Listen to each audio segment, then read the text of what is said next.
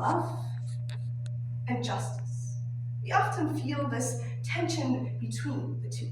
They seem at odds with each other, but we know both are right. So today we'll hear stories that answer this question.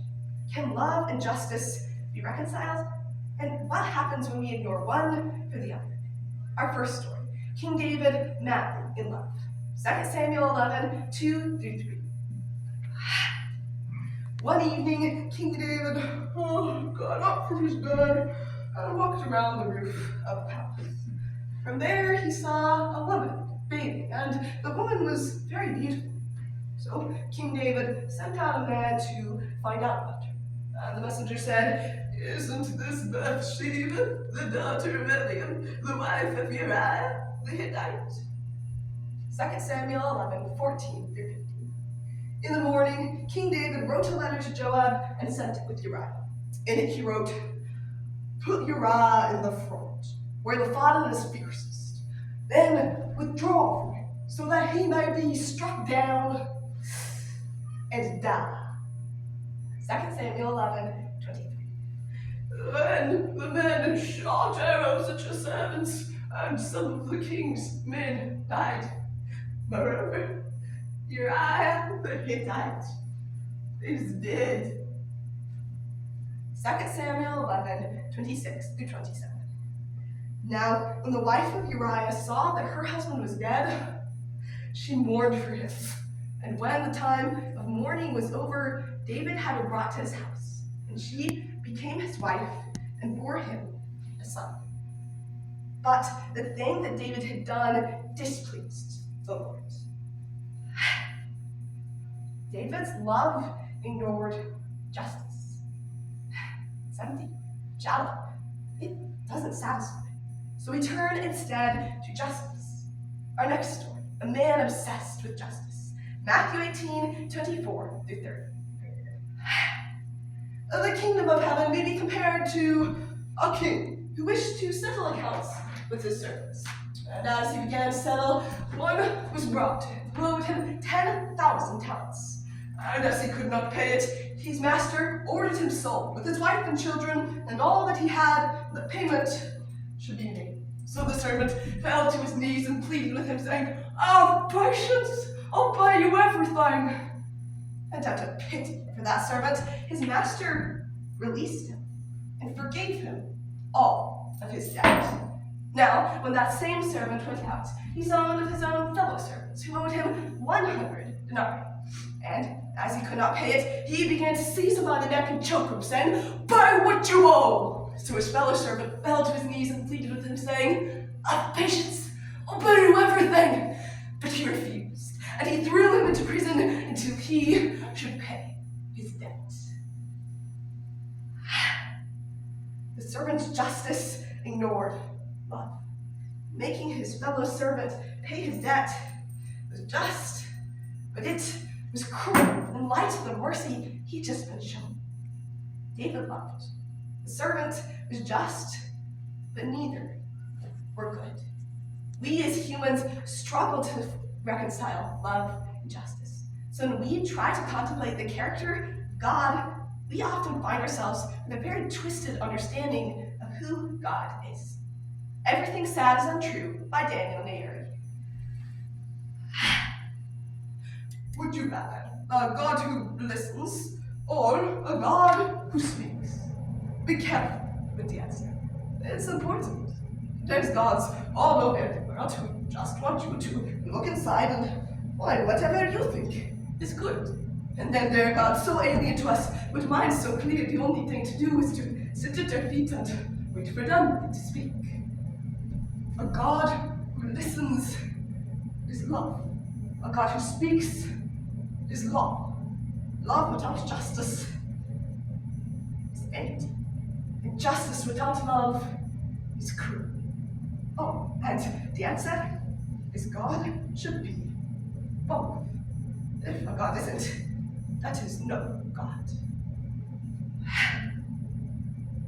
With false understandings of God as either all loving or all just, we find ourselves still unable to override this predicament of love versus justice in his character.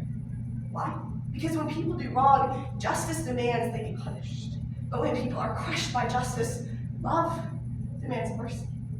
God is love, but our debts of sin cannot simply vanish. So, what is the character of the one true God? Can love and justice be reconciled in him? The Priest with Dirty Clothes by R.C. Sproul.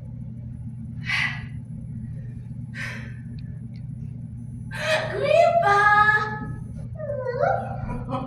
It looks like somebody made a mud-by bakery in the front yard. Oh, our little bakers have ruined their clothes. That's too bad. But it certainly does remind me of a story. Many years ago, in a faraway land, a young man named Jonathan was about to become a priest. The bishop gave Jonathan the special clothes of a priest. The next day, Jonathan was invited to preach his first sermon before the king. As Jonathan made his way to the castle, his horse stumbled and Jonathan fell. There was mud all over his clothes. The king just asked to understand.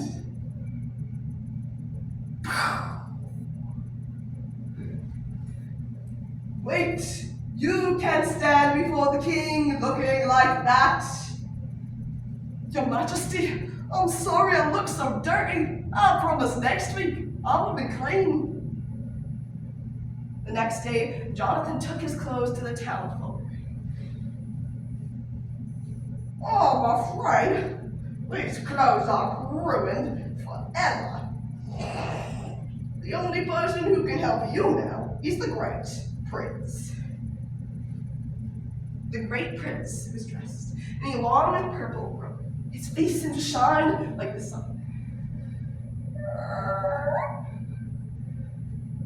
Great prince, I've ruined my clothes and I cannot stand in front of the king without clean clothes. Jonathan, go to the castle and be ready to preach your sermon. Wear your dirty clothes and I will take care of them.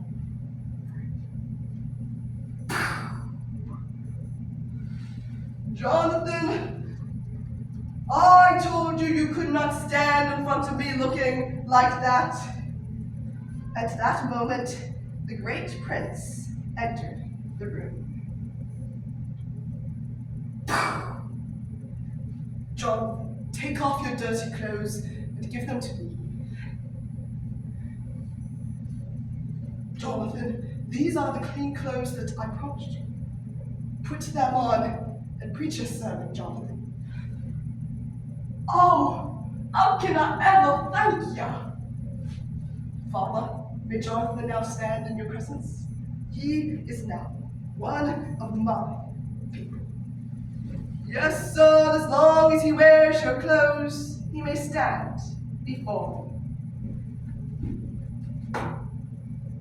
Children, Jesus takes the dirt from our hearts and puts it on himself, just like the great prince.